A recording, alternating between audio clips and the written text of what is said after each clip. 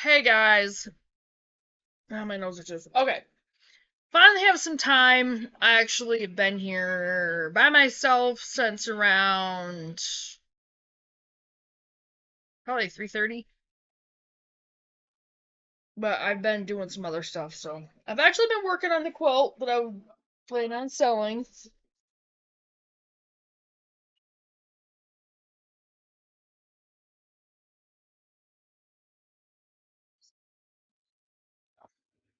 Guess I'll unfold it.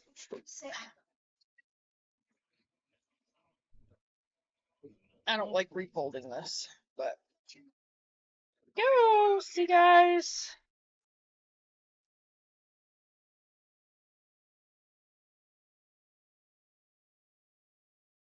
Getting there. It is getting there.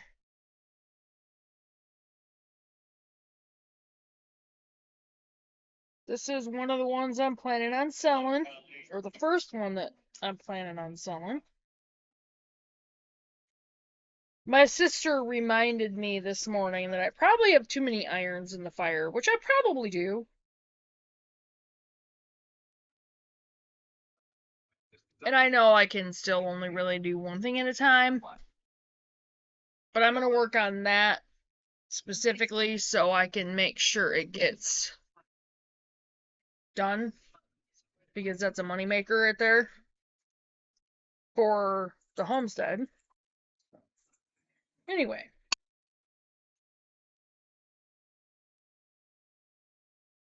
I am eating fruit. It is hot.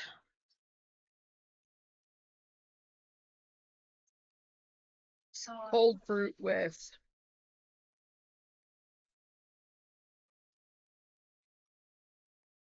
almond milk and a little bit of sun past that. And this is tea.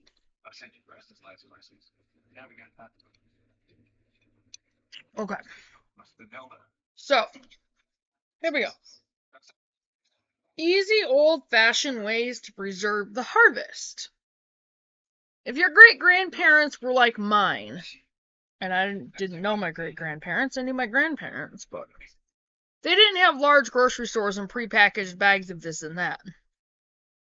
They couldn't fathom ordering things online and having them show up in boxes a few days later. They weren't completely unfamiliar with deliveries, but because those who didn't have a milk cow would have their milk delivered by the local milkman. But the items that were delivered were raised and made locally, not shipped from hundreds of miles away or even from other countries. If they wanted to feed themselves and their families, they had to raise and preserve their food to last through the winter and non-growing months. And that's what we're aiming for. My father told me that when he was growing up in the late 1930s and early 1940s, some winters the only food they had to eat was what they'd put up. Sometimes they had beans for lunch and dinner, but they never went hungry. One of the most important things when preserving food at home is having diversity, not only with the foods you put up, but also with the preservation methods you're using. If the pandemic taught us anything, not going to get into that, it was the inability to be able to count on supplies being available. Shortages of jars and canning lids affected many people. At the time of this writing, canning lids are on the shelves in most stores. But the lesson is to always have more than one way to skin a cat. Don't send me hate mail for using that old adage, no cats were harmed here. And I don't like that one anyway. But I only used it because it was in here. While I love canning, there are many ways to preserve food that dates back much further than canning, which was only developed in the late 1800s. Raising a variety of shelled beans is excellent because you simply let them dry on the vine, shell out the bean, ensure it's fully dried, and store it in the pantry until spring. Some years I've left the beans in their shriveled, fully dried pods and tossed them in a bucket.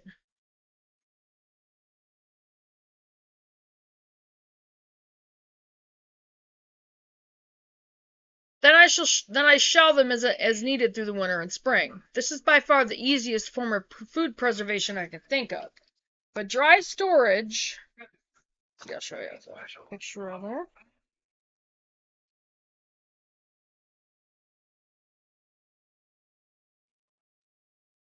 Isn't just for shelled beans. It can be used for green beans as well. Leather breeches is another old-timey way to preserve green beans. Leather breeches shared from everything worth preserving, their complete guide for food preservation at home. Leather breeches are green beans that have been preserved by stringing and drying rather than canning or other forms of preservation. The great thing about this method of preservation is you don't have to heat up your house with a pressure canner or even a dehydrator to preserve them safely. During the Great Depression, my grandmother canned some food, but she needed to be very selective because they had a limited number of jars.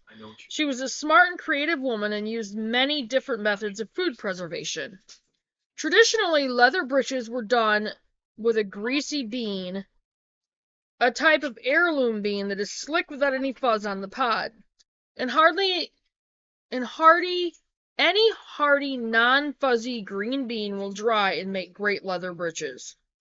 It's best to choose a variety that has thicker skin and larger beans. Be sure to select beans that aren't overripe. They should be in the perfect eating stage, tender and crisp when snapped. Some green beans are referred to as string beans because they have long fibrous string that grows on one side of the bean. Green beans are also referred to as snap beans because of the noise they make when you're snapping off the ends of the beans. If you have a variety of beans with a string, it needs to be removed. No one likes a piece of floss-like material in their mouth while enjoying dinner. How to make leather breeches. Number 1. Give them a quick rinse, then string them by snapping off one end and pulling the string-like membrane off the bean. Then snap off the other end of the bean. Grab an older sewing needle and a long piece of thread and double thread your needle. The beans get heavy if doing a long strand, so doubling the thread is highly recommended.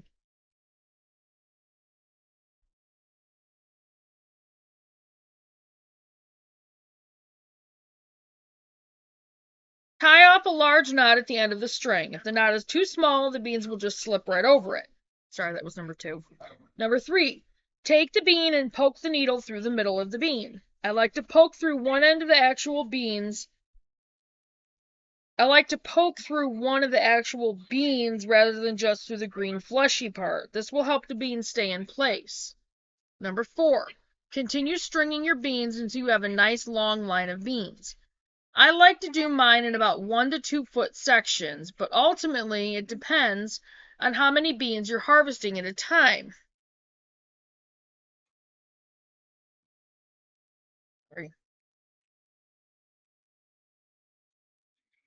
For how long your strand will get or how much your family will eat at one sitting. Number 5. Make a big loop at the top of the string and hang it from a hook where it's out of the way, preferably in a warm, dry area with good airflow. As the beans dry, they will start to look leathery, hence the name leather breeches. Store them in a cool, dark, but dry area of your home. Leather breeches need to be rehydrated before cooking. Cover 4 cups of leather breeches with 6 cups of hot water. Make sure they're covered by a couple inches of water and let them soak for 2 hours until the beans are soft and pliable. Rinse them and place them in the insert pot of a pressure cooker. Add water enough to cover the beans by a couple of inches. 1 slice of bacon that has been chopped. 1 teaspoon of salt, sea salt. Redmond's real salt is the best. And 1 clove of minced garlic. If it's freshly grown and it's yours that you grew in your garden, that's the absolute best. Stupid flies, stay out of my food. Cook on high for 20 minutes. Let the pressure release naturally for 15 minutes and manually release any remaining pressure. Garlic and onions. Garlic and onions can be stored in the pantry for a full year if proper steps are taken. I hope you followed my advice in the previous article and planted storage onions. This method doesn't work with sweet onion varieties. When you harvest your garlic and onions, they must be cured for long-term storage. Curing means allowing the skin and stems to fully dry in order to create a protective barrier for long-term storage. When you harvest, do not rinse or wash. Brush off any large clumps of dirt, but don't worry about the small clumps. You can position onions in 2 different ways to cure: hanging wire or on a window screen. How to cure onions on hanging wire. This method uses regular fencing wire. which you can buy at almost every hardware, farm supply, or big box store. Stupid flies. Get out of my food! Really? Sorry, there was a fly in my food. Gross. No. Almost in my food. This is the material we use in many ways around our homestead, and we choose this wire for curing onions because it is sturdy enough to hold the weight. Chicken wire can't maintain heavy onions, and also has holes that are too small for threading stalks through. It's important to remember spacing when you thread the onions through the wire, ensuring that you've spaced them to maintain airflow all the way around. Curing onions on a wire screen. Now, they didn't really explain how to do that. The second method for curing onions uses an old window screen or any type of wire shelving with openings for air circulation. When curing this way, I place a window screen on 2 sawhorses. Make sure wherever you place your screen is stable, since the screen gets heavy with a lot of onions on it. Be sure the whole setup is somewhere with good ventilation and airflow, both around the structure and in between the onions. If your onions are touching or crowded, you can quickly end up with things like decay, mildew, and mold. Ugh! Stupid flies. I don't have a cover for it. Paper. Maybe she's not getting up. She's getting what she needs to do.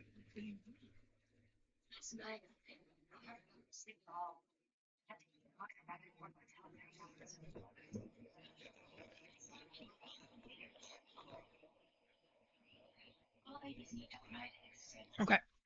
Sorry.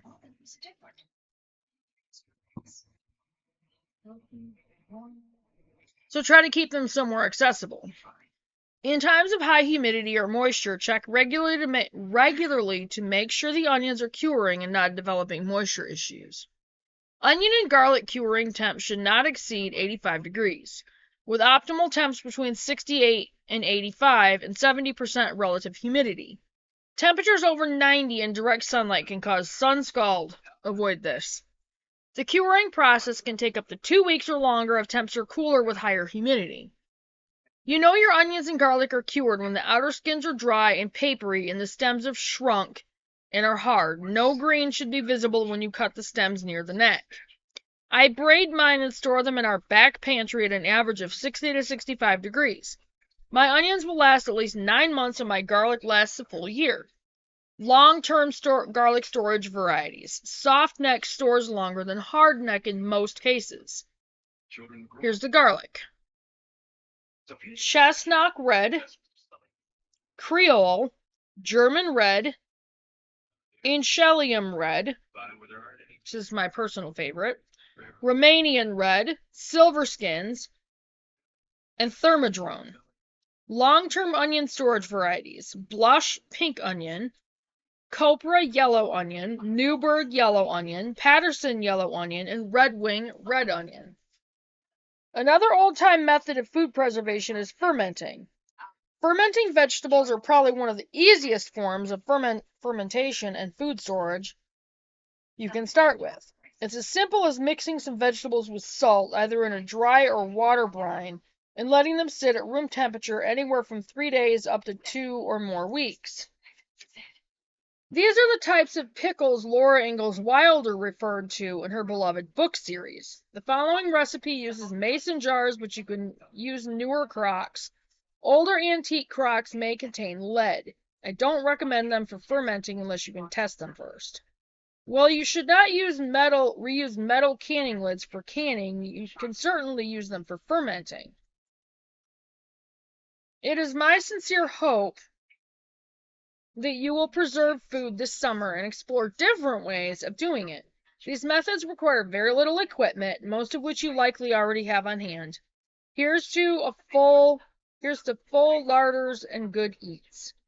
Melissa K. Norris is a 5th-generation homesteader who lives with her husband and 2 children in the Pacific Northwest of Washington State. They raise over 90% of their own organic pasture-raised meat and over 60% of their own fruits and vegetables. Her popular website, melissaknorris.com, and Pioneering Today podcast help thousands of people live healthier and self-sufficient lives. And that's one of the things I'm aiming for, is to help people live more self-sufficiently. And even though I don't really have a way to show you how, a lot of this stuff is done right now, I'm at least trying to give you guys information. So, here's to the information, and